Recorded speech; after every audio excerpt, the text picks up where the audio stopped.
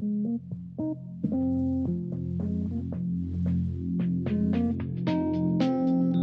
are we here for? What do you truly want?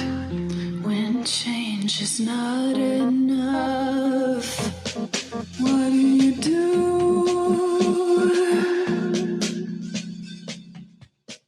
What are we here for? What do you truly want? When change is not enough, what do you do?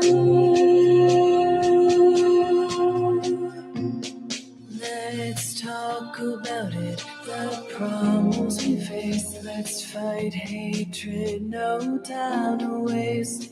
The mind is naked, we can see it without an x-ray.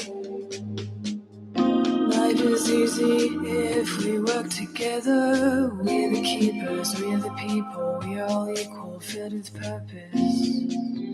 The past has pain, it'll drive you, even make you take aim. But together is where we should aim. Together is where we should. What are we here for? What do you truly want? When change is not enough, what do you do? Listening to the Be Forever Cool podcast. My name is Rex45. We are talking about the 2006 MotoGP season. The year Nicky Hayden won. A lot of crashes, a lot of craziness, a lot of chaos. I can't wait to dive in it with the fellas and talk more about the season because I've learned a lot watching it again. And unfortunately, I didn't watch it in real time back in the day, but to be able to catch it and see it, man, it's been a blast. So with no further ado, let's get this thing moving. Welcome to the show, Smitty. How you doing tonight? Let me get that mute off for you, man. What's good, man? Pretty good, man. Can't complain too much. Got a little injury going on, but I'll be okay for the race season. So, right. I mean, wearing glasses is not an injury, man. Nah, it's the foot, man. Boy, mash up over here, yo. How that happen, man? Come on, man. It takes a long time to heal after a certain age. Nah, to be honest, I don't know how or when it happened. This has been hurting for the past year. Just deal with the pain. Just walk around with a limp, thinking it's okay. Then, you get this old man pain. Like, oh, it'll get better in a few weeks, and a few weeks turned into a few months, and never got better. Okay. So I finally got it checked out. They said, yeah, it's broken. So, for the past year, I had a broken foot. Yeah, to walk around on. So we gotta send you to Missouri to see the doctors, Marquez, to get it sorted out. Man. I need his doctors, yeah, man. They can fix him. They can fix me. Yeah, you'll be able to race soon, though. Yeah. I'll be fine. No doubt. We don't want any excuses this year because it's gonna be a fun year, man. But we're gonna jump into it. We're gonna keep it moving. TJ, what's going on, man? Welcome to the show. How you doing this evening, man? I'm doing great. How you doing over there? See, I like that swag you got, man. You got that green and red, that Dionysia looking good. Man, listen, man, I'm trying to get like Reese, you know what I'm saying? I'm trying to get up that ladder like that guy over there, man, because, you know what I mean? So we trying, man. It was 2026, so even though we talked about 2006, that's 20 years ago. What's the good, man? Patriots won yesterday. I mean, I don't want to sit here and say, we're going to have a parade, but it seems like we might. I mean, we get some believers and a lot more haters too, but we're climbing up the ladder. That's it. It was a good game, low scoring, but home field definitely matters, I'm sure. So no doubt. Well, we're gonna keep it moving.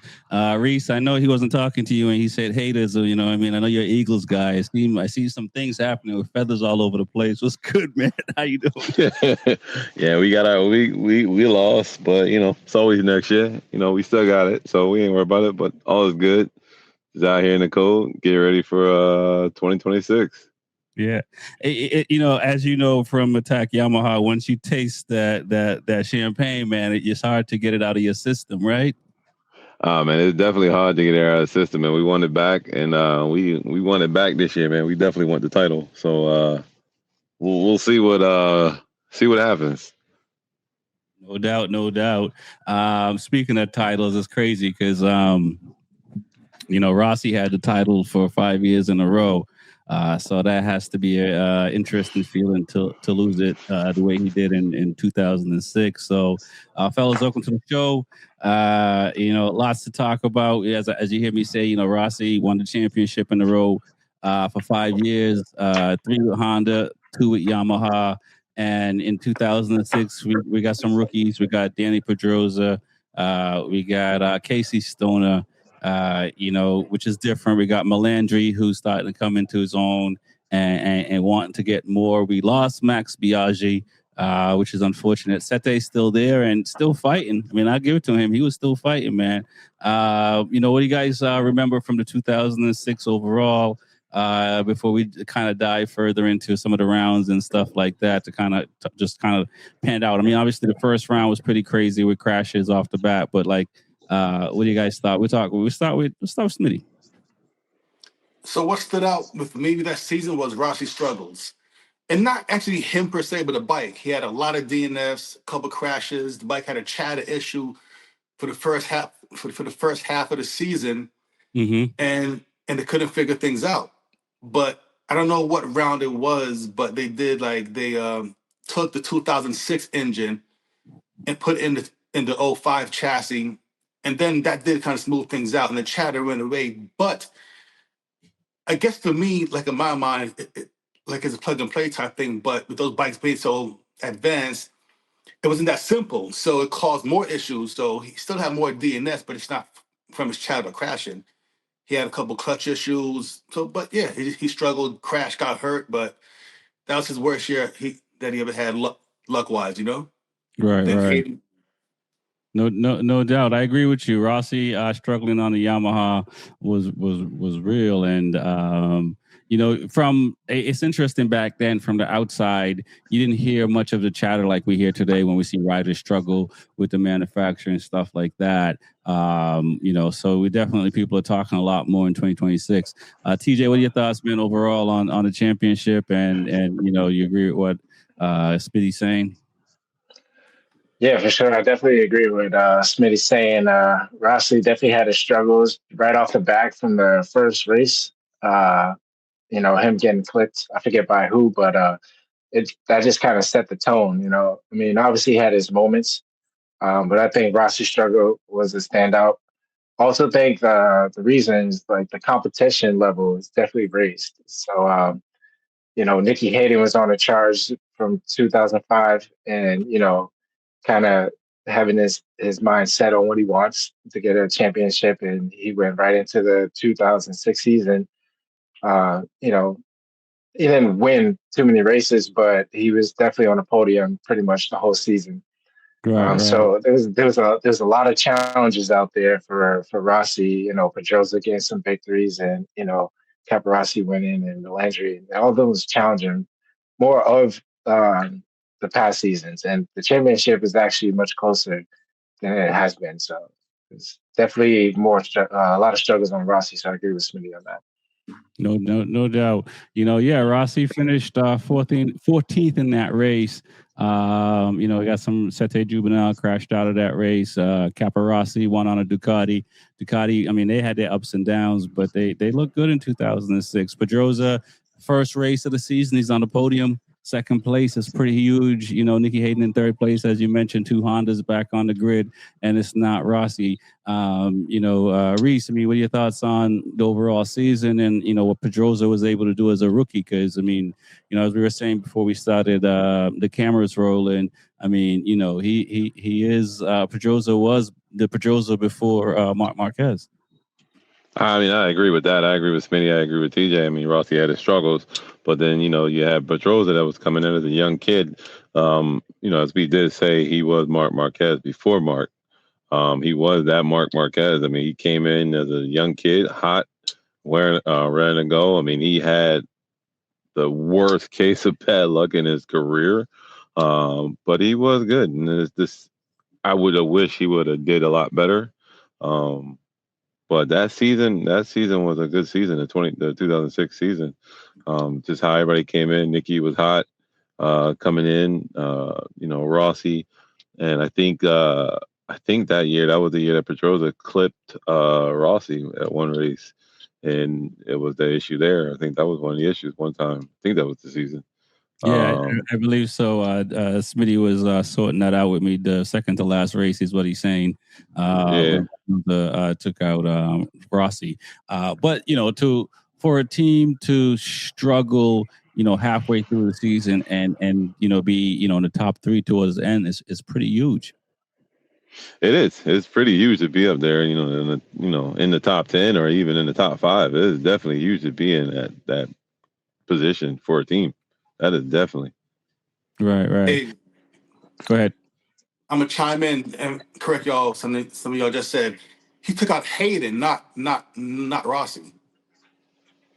Pedrosa. He's saying to it. No, okay. So towards the end, Right. Petrosian took out Hayden, but Took out Hayden.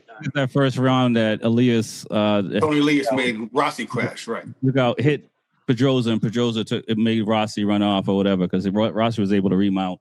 And one of the few times he couldn't finish on the podium after running off a crash, which is pretty wild.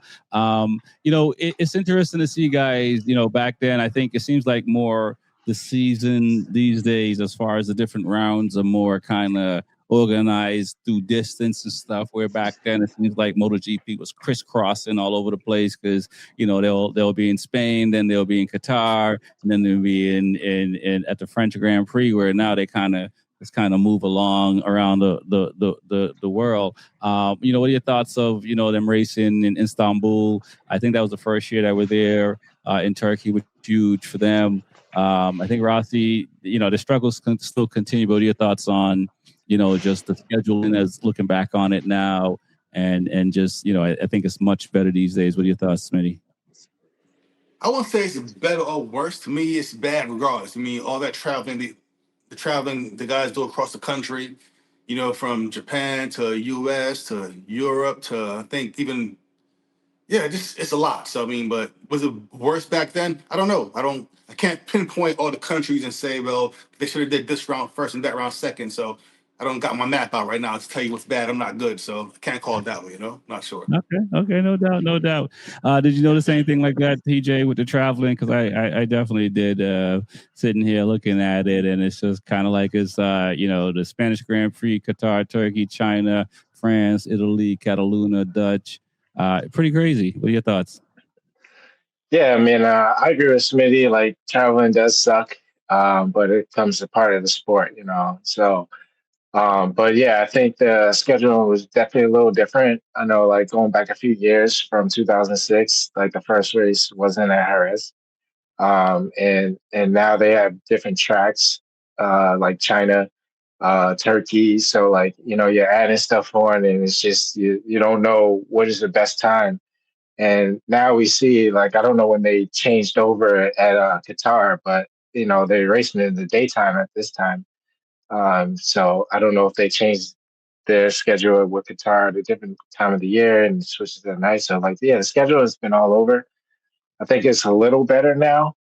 How we jump region to region is a little more, it takes a little more away from you so you can actually focus on racing, I guess. But still comes with the sport of traveling. So Right. Reese, tell us about it, man. You travel with the team and stuff like that. Do you ever say, why don't they schedule it this way versus what you see on the calendar in a certain year? Actually, no. It's actually the way it's scheduled and the way it is. The person that does driving and drives the truck and do everything. It's a lot better the way it is. It actually helps the team. So instead of you going from one side of the country to the next and back over, it actually for fuel economy, you're actually saving in fuel. So if I can go here and keep going here, it just actually make it like a complete clock. Instead of traveling one side back to the other, then back, it takes a wear and tear. It's a lot of wear and tear on your vehicles. It's a lot of wear and tear on the teams, fuel economy, everything else. So it does help kind of save money into the team's pockets. So that's one of the biggest issues. I mean, we all know this sport is based off of money, and the less money that the team has to spend, the better that they can put into their machines. We can put in the machines, we can pay riders, we can do other things, and more stuff for fans as well. Yeah, no, I agree with you there. I mean, I That think makes sense. They practice, I'm sure, just in time finances everywhere these days, and even what Ducati does with how they deal with parts and shipping and buying bikes and stuff like that. It's bikes don't show up until they're sold, so it's pretty crazy to see where we're at today. Looking at the second round, Qatar, Rossi was able to win that. Hayden second, Caparossi was there, Sete was there, Casey Stoner, Pedrosa, Melandri. I think we in the modern day we see these guys a little bit more consistent.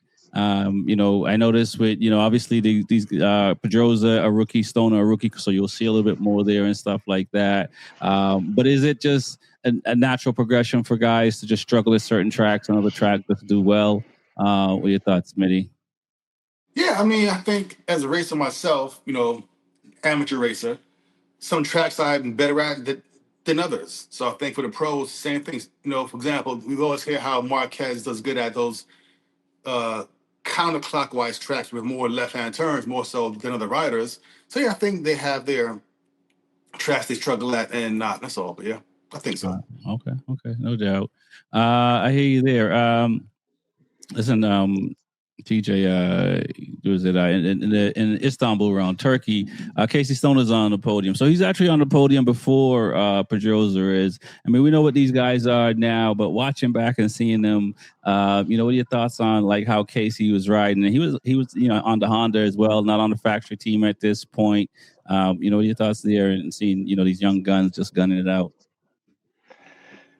Yeah, I mean, it was actually really good to see Casey Stoner, what he get second in Turkey. I was Yeah. disappointed in like the way he finished the season. Not that well, but definitely it's good to see like the younger guys actually get up on the podium or at least finish top five. And it's just to see different names out there instead of Valentino Rossi. And like Rossi didn't even get on the podium at that point. It was just basically the younger guys. So, but yeah, definitely Casey Stoner was hearing his name today. Like trying to think back, like, oh, like he must have been a good rider. So, Yeah. at his younger days, his start of his career seems really good. Yeah, no doubt. I mean, Reese, what are your thoughts, man? I mean, we see Ayagura, we saw Acosta, we see Furman Aldeguer, these guys that have come out. We see, I think, Qatar is another rider that was a rookie that was doing really well. We think it's like normal, but it's not really normal for these rookies to just come in and really be up front with the fast guys. It's not normal. I mean, to have one of those anomaly rookies that come in, from the start and just be up there with the fast guys is rare. I mean, the last person we've seen do that was Marc Marquez. I mean, to actually step up that plate. Right. It's like any other sport. I mean, you have those talented persons that are going to outshine and stick out from anybody, and then you have those guys that they are talented. The talented guys are going to be that mid group, that mid pack, and then the stars, the extreme, as we call them, aliens or outshine rookies. They're going to be up there in the top 5 in that top 8 class. They're going to be up there. So I don't think we have any more rookies coming up like that right now. And I'll put this to Smitty and TJ. What are your thoughts on what Reese says about rookies coming up like that? Is it just because there's just more training for these guys, so they're all kind of at the same level? Where back then the training was more talent before the training, because I think it was more talent, and then the training caught up to these riders. Where now riders or basketball players or all these teams now young people, they can go to all these different programs and get that training and maybe not have the real life experience or the talent per se, but they got this training. What are your thoughts on those guys then versus now?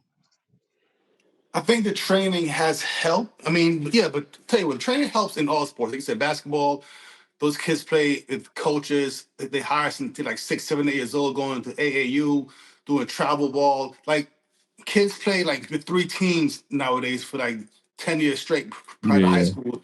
And it's a lot. And even in GP, these kids are on mini GPs, ovales, all that stuff. And I'm not sure how it was back then in the 90s and 80s. I think you just maybe rode dirt bikes, probably did flat track, maybe super bike.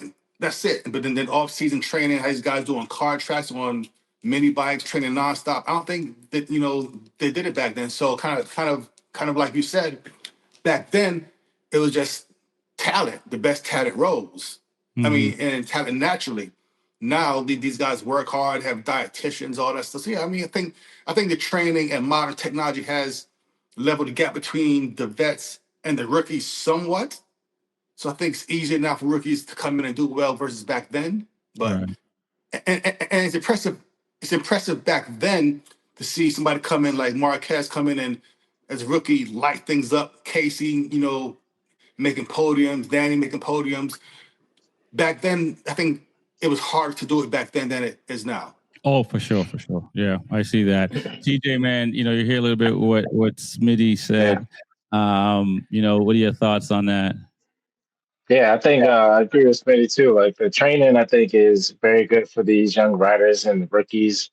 But I think like we're trying to get all these younger kids to get really good, and they're getting really good too fast. So like it's harder to get the older veterans out of the game. And at the end of the day, I think it comes down to money. So like you want to win your championship, so you need your veterans. So I think that's the case in point where Zarco is, re-signed because, he's an older rider that understands, like, even if we move to World Superbike, some of the older riders we think that will probably get passed on, they still have another season under the belt, like Petrucci and all those guys. So I think at the end of the day, it comes down to money.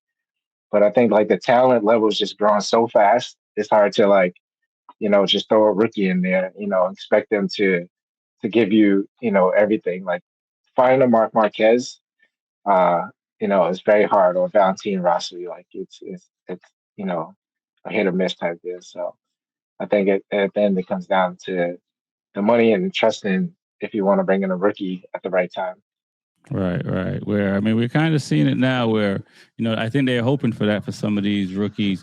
I saw a thing, Reese, the other day where Lorenzo says the riders are too friendly today. Looking at, some of these old races, I mean, outside of Gibonel and Rossi and maybe Caparossi and Rossi, everybody else seemed to kind of get along. So, I mean, what are your thoughts? Is Lorenzo kind of off on that? I mean, I know him and Rossi didn't get along, and him and Marquez, but He's right. like, some other riders, they seem to, like each other.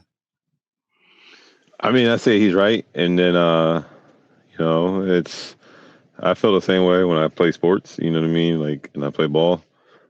If you were on the other team, I hated your ass. I didn't care. Like, we could be cool, we friends, but you on the other team, I don't like you. I just want to win. I have that competitive nature in me. I want to win. I'm not going to try to hurt you, but I'm going to try to destroy you.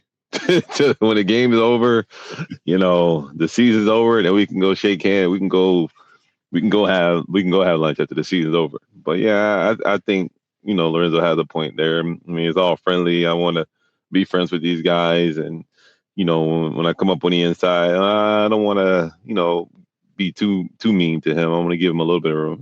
Damn that. You both are fighting for, your points and your money. And, like Lewis says, there's a big payout difference from first to second. Like, if you want that money, take it. Like, if not, then get off the track.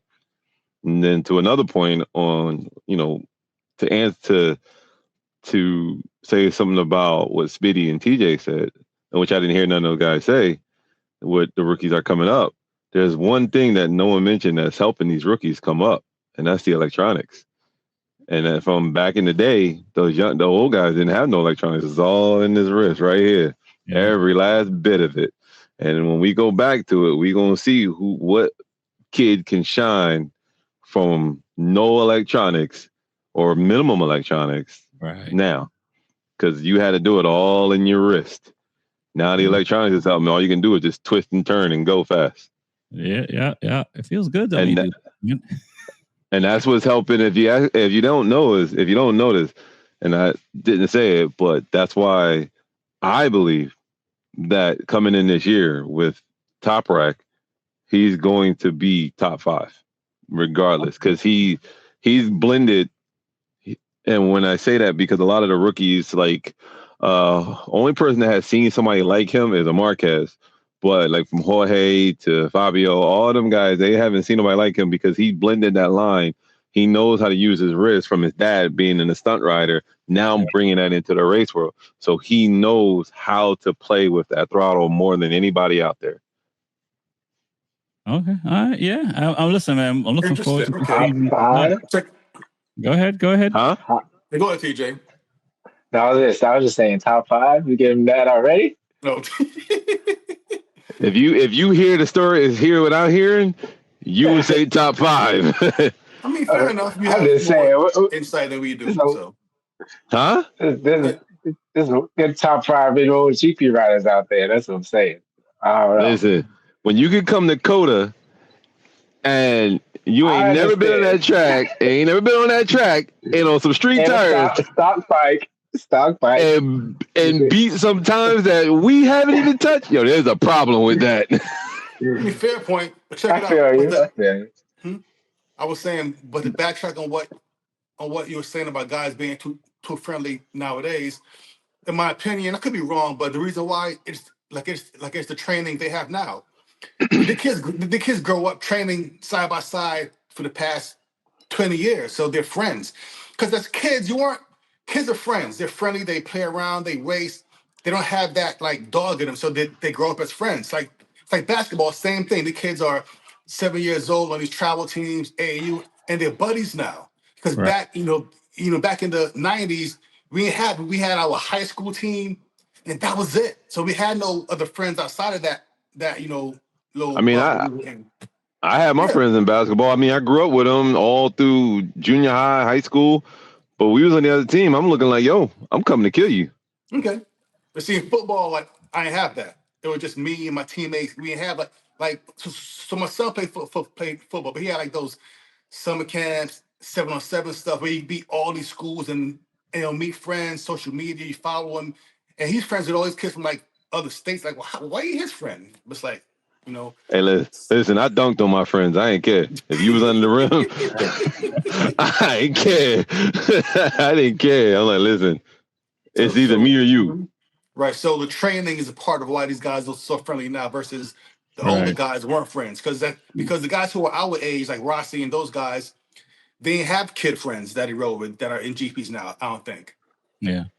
So I could be wrong. No, I agree. There's some validity to what you're saying, man. Okay. It is definitely different. I mean, and whether good or bad, I mean, I think if you're a competitor and regardless if you're friends with somebody or not, as long as when you step on the court, you like Reed says, it's that kill mentality. I think that's all that matters. If you're gonna not take a hezzy or open shot or shoot on your boy or dunk on your boy, that's a whole different. You know what I mean? You got to go for it. So you only cheat yourself when you don't. When you're not, going 100. So yeah, it's very different. But let's talk about, you got Melandri's coming up, you got Pedrosa, you got Stoner, you got guys like Edwards who's struggling. You got, outside of Caparossi, some of these older guys now are starting to struggle in MotoGP, which is not.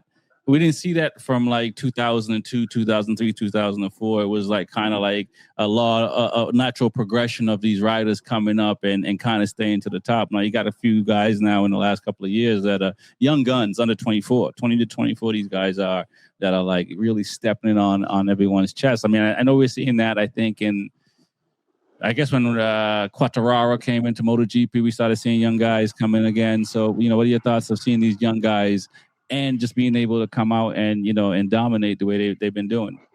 Start with Smitty. Well, to piggyback on what Reese said, and because I think about it, but he made a great point. It's the tech in the bikes. The bikes now are just easy to ride. Well, easier to ride than they were back in 2006. So It makes sense why he said what he said. And I think back then to be a rookie and be good, you had to be nice. Now you can lean on the bike. Electronics, so I get it. It makes sense what he said. Okay. What are your thoughts? Stole his thought. going from then, from now to then, like I said, with these young guns. I mean, Melandri was nice. I mean, these guys were crazy back then, man. It's pretty dope to see. Yeah, I mean, like seeing the younger guys now being, the older guys, like the young guys now, you see them just putting the pressure on the older guys, getting them out of GP, like, BRG's out of it. Like Colin Edwards struggled. Um, the craziest race I thought of this year, not to like throw it off topic, was I think Colin Edwards crashed out of first place at Athens, I think. And and to me that was just like, I don't know.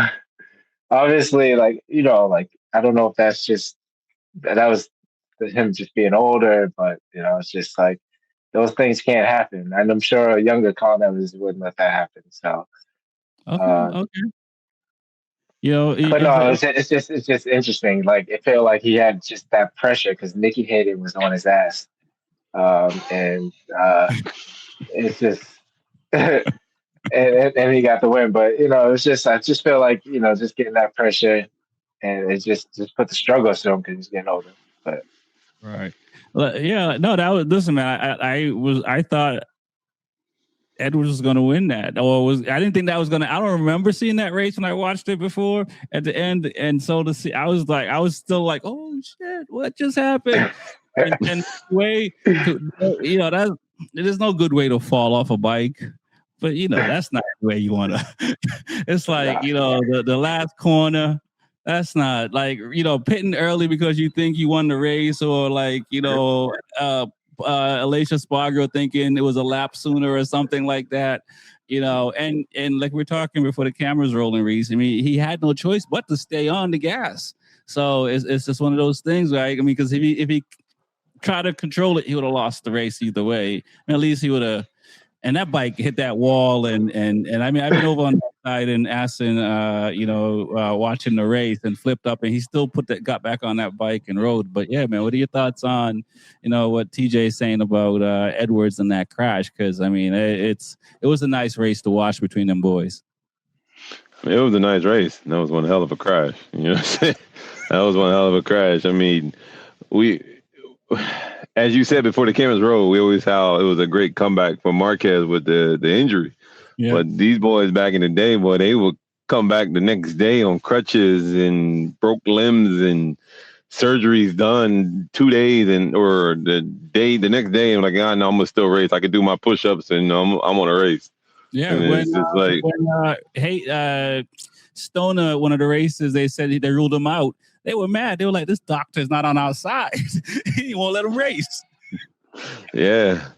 Like, Lorenzo breaking a collarbone and going to get surgery. I'm like, man, this stuff, what are y'all doing? Like, I'm going home. I'm taking my ball. I'm going home. I'm going to rest. But yeah, I got to say that year, Melandri gets the trophy for riding. I don't even say wounded. He's still in war.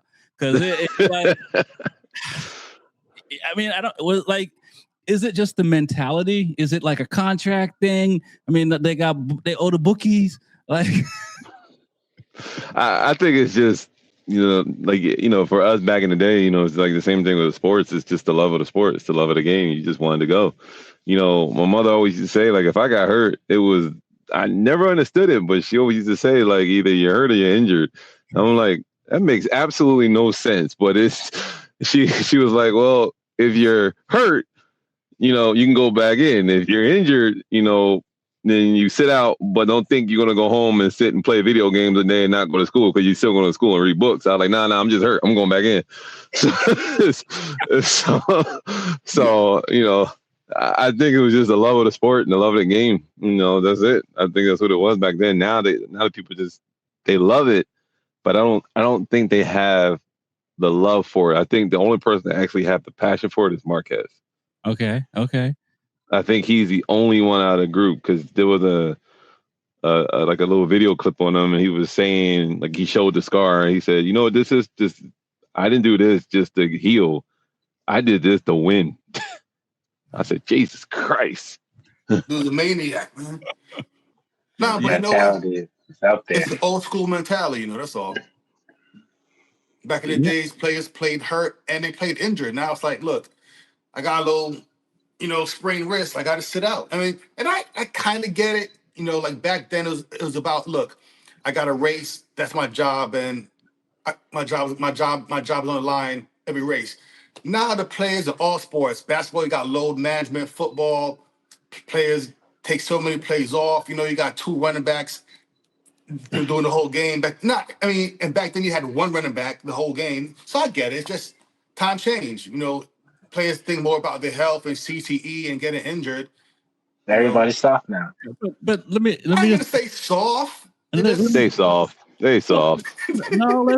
Let's back up a little bit. They may be soft, but that's a lot of pain you have to endure. I'm no professional racer, but I dislocated my hand, ligament damage, a headless screw in my wrist, and went out and raced. Like 8 months later, and I couldn't even get my glove off after doing a practice session. That's a lot of pain to tolerate. I mean, we talk about these people that do it. You think about these, these ultra marathoners and stuff like that can deal with a lot of pain. It's a whole different. That's genetics, right? Because not everybody can tolerate that threshold of pain that some of these people are going through when they're putting themselves through something for the love of it. Not even like I'm trying to escape, war. I mean, I played with a fractured wrist. I still got. If I went down the list of injuries that I've had, Jesus Christ, you'd be like, how the hell are you still walking? I'm like, from concussions, dislocated fingers, cracked ribs, dislocated shoulders, fractured orbital eye sockets. I mean, the orbital eye socket, I didn't even know. I was knocked out on the ground and went down to the trainer room. I was like, yo, just what you got to do, get me back in, and wore some glasses and went back, still with a black eye. Right, okay. And is that just adrenaline, or is it? I can only speak for myself. At some point, you a flip switch where you just kind of say, "I'm in it 100," right? And then you just kind of just associate everything to the fact that you're in it, right? I mean, I was in it, but it's like I just knew I wanted to win, and I was like, I wanted to win. We were playing a rival school, and I was just like, yo, and I know my team needed me, and I just like, yo, I got to be out there. I have to be out there. Yeah. I agree. I agree. It's just like you put yourself in a position to commit to a season, no matter what happens. Obviously, if you get really hurt, then things change. But you got to have that mentality. Like, I come here to win. So, I can't settle for being soft. You got to fight through that adversity. And that's why it's just crazy to see how Rossi was and how Mark Marquez is now, and their mentality, even when they get hurt, and just come back, and just the willpower that they have just to overcome, even if they crash again. No, I'm not satisfied because the season's not over, and then that's when that's their chance to rest and decompose. But, right. Yeah. And the crazy part is that they come back and they do better than other riders who, in theory, are healthier. It's not just that they come back. But think about it. You got to think about it. Did you, as a rider, as an athlete, or anything you want to do, some of these kids don't think about it. All the time and energy or money that your parents put up, or the energy that your parents do, or the energy that you do, the sacrifices that you do for practice and training and everything. Why are you doing it? If you're going to sit out and just say, I got a little injury, but you can go through it pain-wise, go through it. Just deal with it. You putting all that time and energy sacrificing for nothing just to sit out because you got a little sore. Man, you got to suck that one up. I tell my daughter all the time, I'm like, hey, you fell? I'm like, what you do? She's like, oh, we get back up. That's it. Keep going. Okay. All right. I can say that the prize for winning after being hurt is so much rewarding than just a win, because of the amount of effort you put through to get to what you want to do. Yeah, I won't know because I ain't been in a race yet, so I don't know what that feels like, man. Don't worry, when you get it, you gonna cry. Hey, listen, man. How many years has it been? I feel like, what's the name, man? Like Taka Nakagami. I was just telling someone. Don't worry, you'll get one. Earlier today, I went 4 years before winning. I switched from a twin to an inline 4, and then had a crash in between that and some other stuff. It took me 4 years before I could get on the podium. So I'm like Taka, man. Just happy to be out there racing, man. Well, I mean, look, I think that's That's part of it, though, right? To be happy to be out there, but also not giving up, right? Because I think if you walk away from something before you get over the mountain, it's kind of always going to be sitting on your shoulder, right? Yeah, I know. Mm-hmm.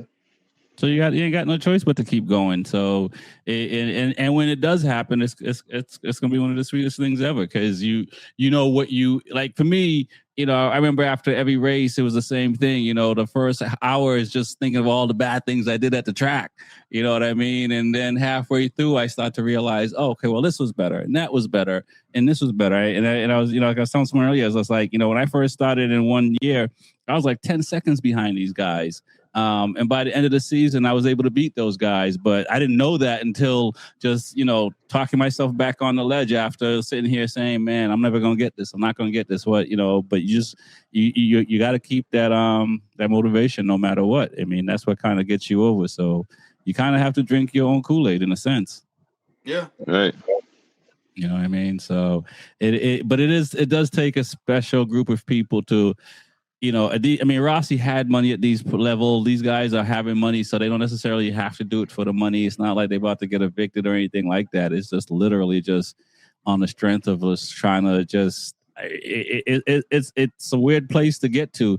I think if you get there when you're younger, it's one thing, but like for me, getting there older, to not give up, to regardless if it's raining or something break or whatever the case may be, if you got to stay up all night to rebuild, is like all these things you have to kind of learn before you can really say, I'm gonna go do it. Maybe for a few people might just say, I'm not gonna give up, but really you have to kind of go through that. What are your thoughts on that? Just going through the adversity and building up to get on the other side.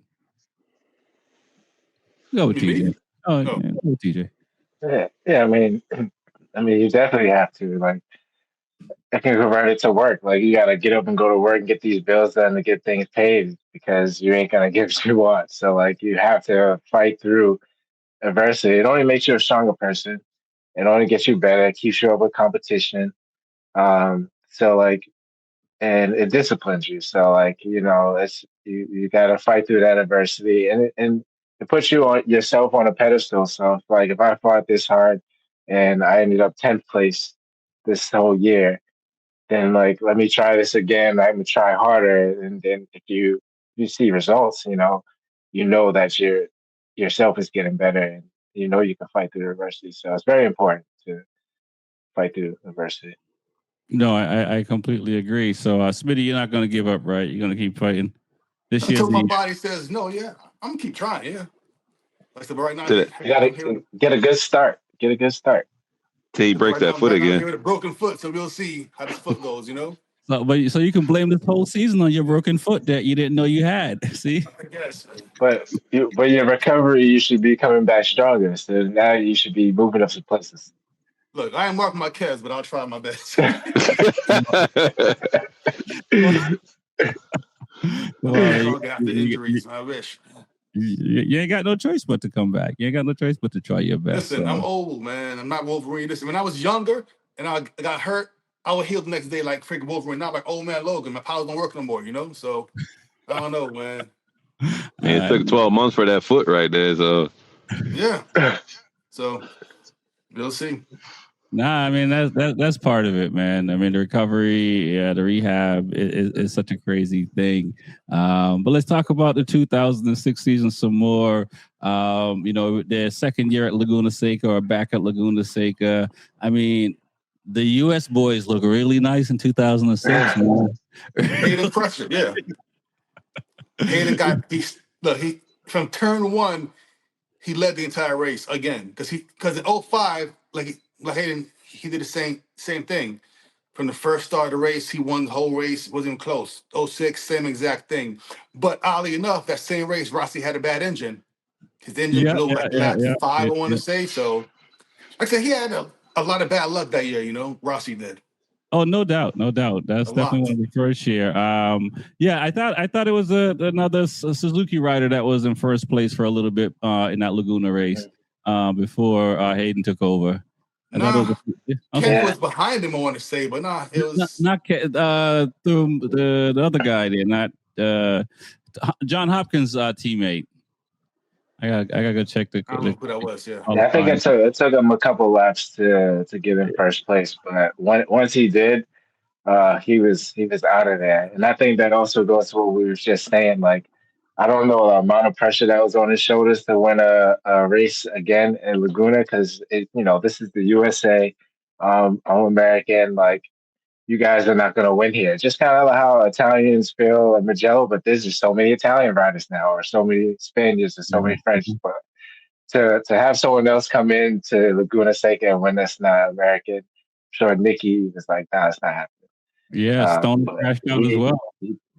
he took off and handled that. What are your thoughts, Reese, on the Americans in 2006? And I mean, and it wasn't just Laguna, because even Kenny Roberts had a couple of pole positions as well on that special Honda bike with the Kenny Roberts. I guess everything else senior. Pretty wild. What are your thoughts? I mean, I agree with TJ. I mean, it's a lot of pressure coming in as an American on the world stage, and you're coming into our home territory. I mean, it's just like Lewis says. I mean, that's you go to your home, country. It's like you have that extra boost behind you just because of the fans, the pressure. Like that's just an extra 10 horsepower right there. And that right there is just that alone is going to push you to the top and to the forward. And you came in to the that round from last year already winning. So now there's more added pressure on to you to show the world plus these guys out here that it wasn't a fluke for me winning. This is my home turf. I'm not gonna let you beat me on my home turf because just like any other bike, they're not gonna let you beat them on their home turf. So no doubt. What are your thoughts, TJ? Yeah, no, I'm good. Like you can't come and beat me on my home turf. So it's kind of funny, like when we watch races where another nationality wins there, and you got to hear their national anthem, and it's not like the Italian like Pecco always winning. It's like at Mugello or something like that. So like Right. you know the fans got your back, and they want to see you win, especially like Portimao and Miguel. Even though he knew he wasn't gonna win, like the fans were supporting him to try to give him an extra 10 horsepower, like Reese was saying. But the home track really matters. I agree, Smitty. What are your thoughts on the U.S. and what they were able to do in 2006? That's cool seeing them win at Laguna Seca. I like it. Like I said, him and Kenny. I think Kenny got second place that race, right, or third. I don't know, but it was two U.S. guys. No, Edwards. I forgot who it was, but it's always good seeing hometown riders win. I agree. No, it definitely is. I'm trying to see. Was it? Who was on it? It was Pedroza Melandri. Okay, guess I'm wrong. Yeah, Roberts was fourth. And I think Edwards had some issue. He fell back and stuff like that. But let's talk about like the tires and stuff like that. Them dudes had like chunks of tires missing out of races the way they were beating on those bikes. I mean, is that the lack of electronics back then and the wrists just getting a little bit too heavy? I mean, Bridgestone has special Bridgestones. They were like, it's like they were like Colombians bringing in drugs, in the night for folks with tires, man. Different manufacturers coming in the day. Did we see where the tire manufacturers are today? Do you think if they had half the setups they had as far as tire compound or what they can do today, those 2006 bikes would have been even faster? And like I said, well, again, the chunks of rubber coming out those tires. Yes, the bikes would be faster because so I want to say it was the race in Bruno that year. Prior to that, like I said, he had chatter issues, Rossi with the front end, and they changed the chassis to the old one, but he still had it a little bit, but not as bad. Michelin made a new tire mid-season, not to really help Rossi, maybe, I don't know, but they put it on a Bruno and the bike smoothed out instantly at that point. But then also later on, Hayden had grip issues like in the rear. He was slipping on like a lot of corner exits. So I think the tires today are way better. And I think now the guys push the front a whole lot more and come out hard on the rear. So yeah, I'm pretty sure the guys were faster back then. on the tires of today. They're just better. Right. Reese, what are your thoughts? I mean, you see that stuff in the Motor America. I mean, can you imagine guys still going? There was one race where Rossi pulled in because he thought it was a rear tire, but it was a front. But they replaced the rear, and he went back out, and it was still there. And it was like 50 mil of the rubber was gone in the front tire. I mean, I agree with Smitty. I mean, if they had the tires and the electronics that we have today, back then, they'll go a hell of a lot faster. I mean, a hell of a lot. So, I mean, I see tires all the time working in the pit, and I'm dealing with them all the time. I mean, there's a different set of elements. You have track condition, weather condition that's going to help on tires. Then you have the tires themselves, that the tires spin on the rim. Um, you know, too much grip, less grip.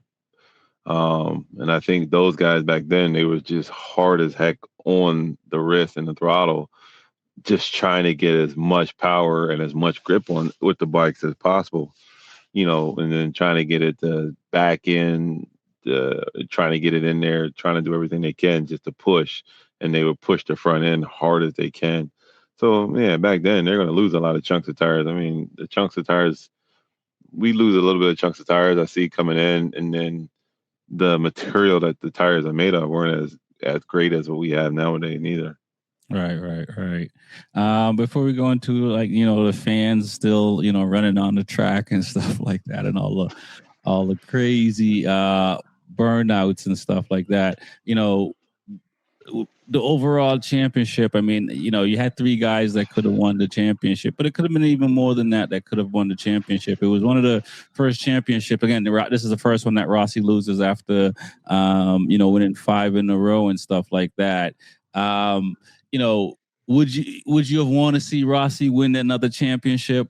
The way it played out, was it really entertaining for you guys? Because it was very entertaining for me to see, and to see these other guys. Not to say, I think we've heard, people saying they get sick and tired of Ducati winning. Were people getting sick and tired of Rossi winning? I don't think so. From the fan perspective, the fans they're crazy. But you know what I mean. What are you guys' thoughts on how it played out, and obviously Rossi not winning? But nah, to me, it played out great because that somebody who's American won, couldn't get any better. For Hayden, I've been a fan of Hayden since like 2000ish. He was back in riding in the States for Arian Honda, then American Honda, then GP. So I've been a fan of Hayden since for a while. So I'm glad that he won. But that year was for me a very up and down because, like I said, Hayden was consistent, but not the best rider that year. Mm-hmm. And then in the next to last race, when his teammate made him crash, I'm like, damn, it's over with. Because going into the last race, all he had to do is finish 7th, Rossi. For him, that's easy work.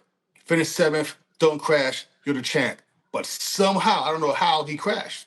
He took the front on his own and gave Hayden, the championship. So it was a good year, I enjoyed that year like a whole lot, I agree. I mean, it's a memorable year for everyone, but it was, watching it consecutively, and you get sucked in like any TV drama or anything else, and obviously, we know how it played out, but when you're in the moment, it's pretty wild to see. Yeah, it was.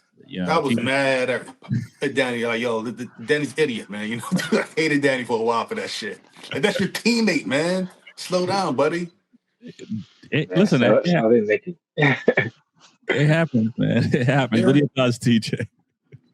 I was gonna say, so did Nicky. He definitely showed his emotion when he went down on that incident. Like Danny, you don't know what's at stake. Like, are you crazy? Like, you trying to eyeball me right now? Like, just give me the points.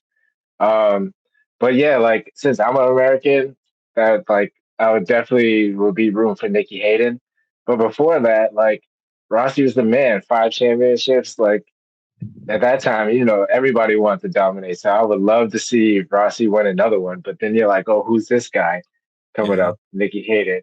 So it's just like, you want to see Rossi win. But then again, like, a youngster like Nicky Hayden and being American, I think that is a much better way for me to see Nicky win than over Rossi. I think that's a good way But it was good to see that Rossi was definitely trying to come back after the way he started the season.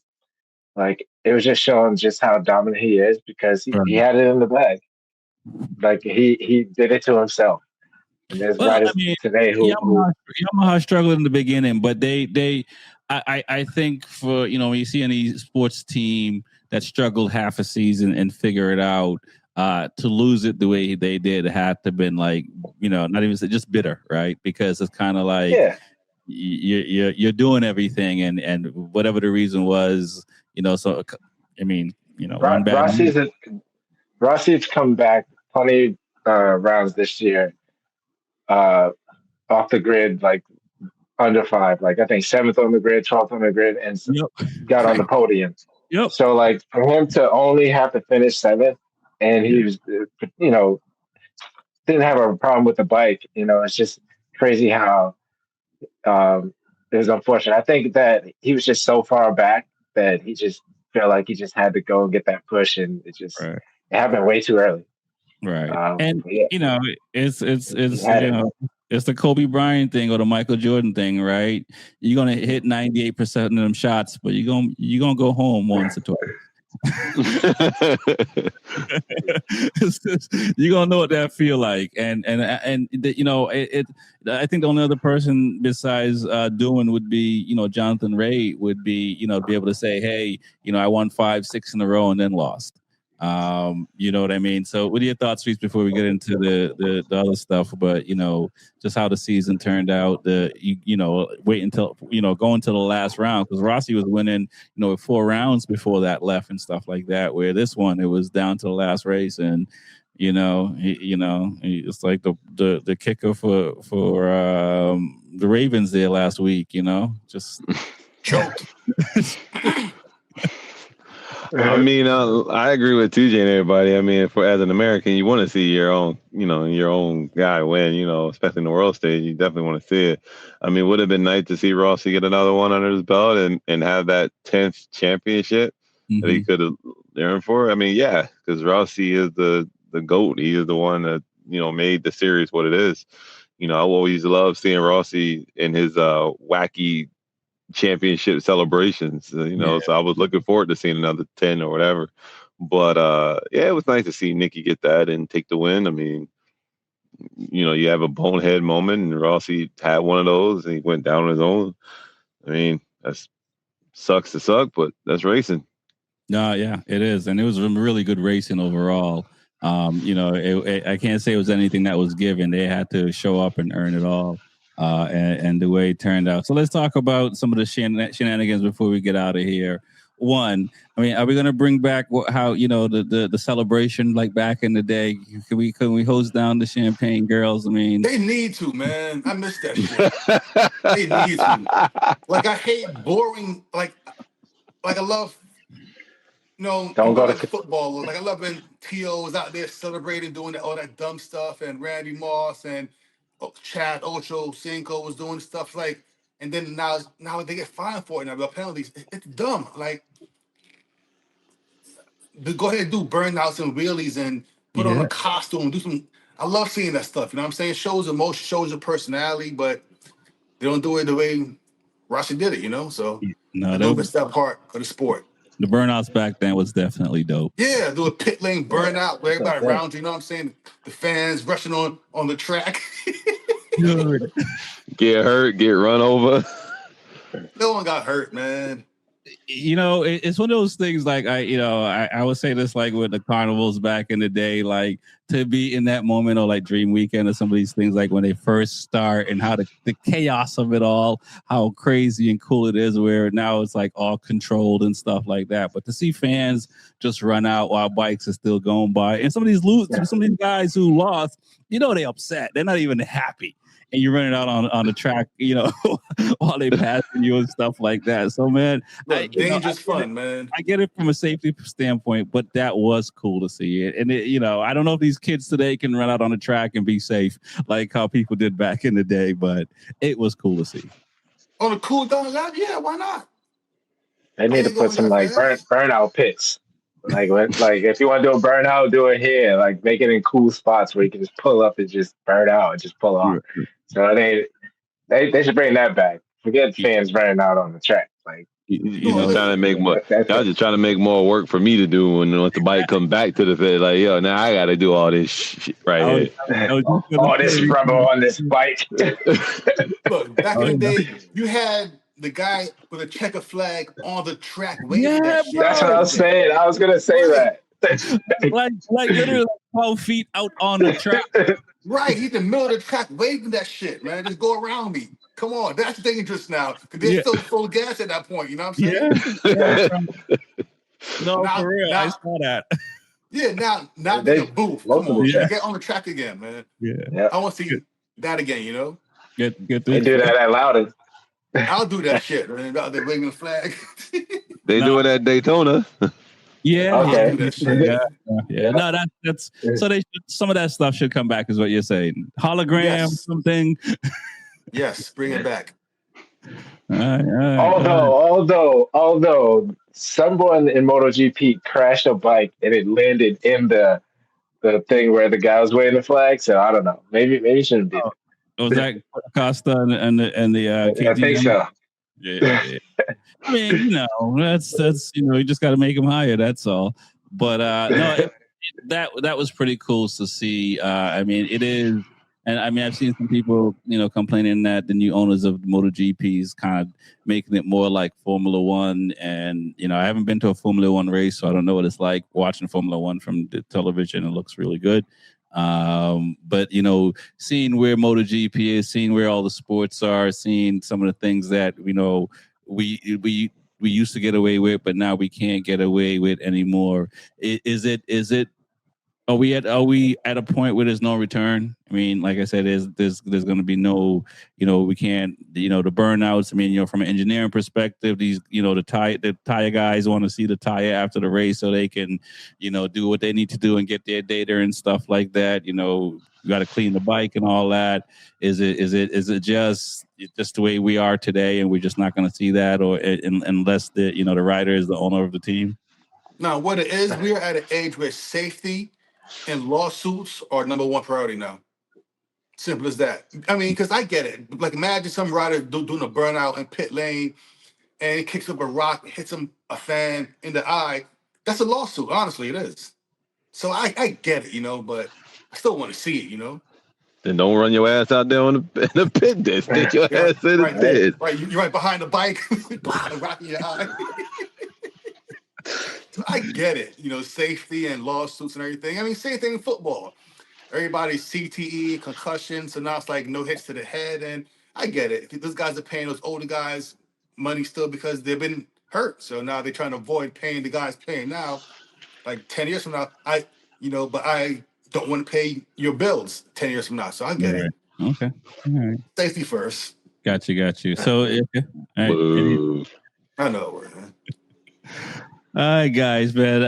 I think that's it. Did I miss anything? I mean, there's a lot in 2007, 2006. I'm looking forward to 2007. I will say that I didn't, looking at Ducati didn't really struggle yet, right? I mean, this is like their fourth year in MotoGP, and they're still winning races. Even though they struggled a little bit last year in 2005, Caparossi in 2006 looks really good on the Ducati. I mean, that's still pretty impressive for a new manufacturer to come into a sport where other people have struggled. We can't leave Reese without you talking about Ducati, man. Come on. I don't care about Talking about Ducati? No, I ain't gonna talk about Ducati. I hate red. I hate red. But one thing we didn't touch on, one thing happened that was pretty special that year was Tony Elias beat Rossi by like 0.1 of a second. That was his first win. Yeah, and that was the smallest margin of victory ever in a race at that point. Yeah, we didn't talk about Elias. Elias was nice. I mean, granted, he crashed out early on and took some people out. But got his first smaller win. guys. Yeah. It's pretty wild to see, these all these guys in MotoGP, when they're young. I mean, Melandri and some of these guys I've seen more in World Superbike later when I got into the sport. But It was some nice riders. I mean, I don't know what happened, why they transitioned out. I can't believe it was just skill, because some of these guys went on and won world titles in World Superbike, right? Yeah. Mm-hmm. So is it just like, you think it's just business and more or less, because No, you just had to make way for the new young up and coming guys coming in. Everything the young guys were doing, they were doing something different. The machines were changing, and they were doing something different. What the old guys were doing, they took that and just upped it. I mean, you got to look. What was it? Back, I can't remember what year, and I think it was Kenny. I know it was Kenny Roberts, but I don't know if it was senior. I think it was senior. He came in. Everybody was just kind of going around the corner. He came in with the knee down and got faster than everybody. Right. So it's just something they take every time and every year, the new guys, and they just transition to something different and get faster. I mean, look at now what Jorge Martin came in with shoulder down. Right. Yeah, and 2006, like I guess a little bit in 2005, Rossi was starting to dangle the leg a little bit, or just to have it out. He wasn't dangling yet. He was just starting to have it out in some turns, some tracks, not all the time, and stuff like that. So it's so interesting to see like that starting to happen, especially where we see it now. Yeah. It's pretty wild. So yeah, that's where we're at. That's why they left and went to World Superbike.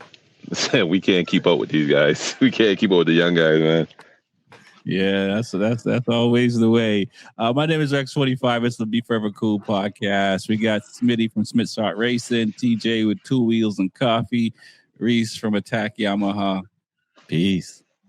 Peace. I'm out.